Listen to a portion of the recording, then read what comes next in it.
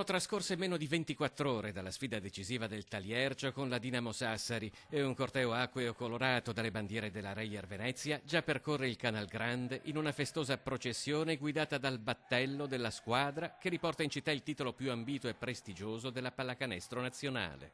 Alle 18 precise la Coppa sbarca a Rialto, lo scudetto del basket torna in laguna dopo appena 2 anni dall'ultima vittoria.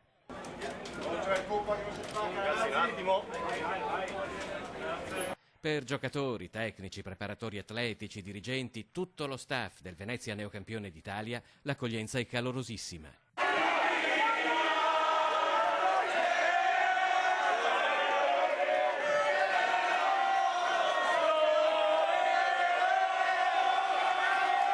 Non c'è nulla di scontato nella festa di una città che è tornata capitale italiana della pallacanestro. A Venezia lo ricordano in molti, ripercorrendo una stagione densa di emozioni, di successi, ma anche di difficoltà. Ed è per questo che la vittoria è ancora più bella. Non pensate che sia tutto fiori e rose attraverso la stagione, ma questo è il frutto di un grande lavoro di squadra e anche un grande lavoro insieme a voi, perché nei playoff il fattore campo ha dimostrato quanto è stato importante giocare in casa. In campo non abbiamo mai mollato. Insieme ce l'abbiamo fatta, è veramente un'emozione unica, questo grazie a un gruppo speciale di persone, grazie anche a tutti voi, quelli che sono sempre stati, che sono stati restati anche al nostro fianco nei momenti più difficili, ma ce l'abbiamo fatta contro tutti e tutti e quindi fino alla fine.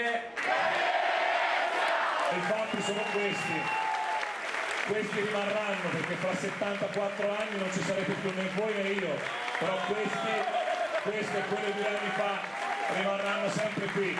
Tra chi festeggia in casa Reyer c'è già chi è rivolto agli impegni futuri verso una prossima stagione che vuole essere bella come quella appena trascorsa, il 5° scudetto e non solo. Il prossimo anno venite anche a tifare la Reyer femminile, perché dobbiamo vincere anche con loro.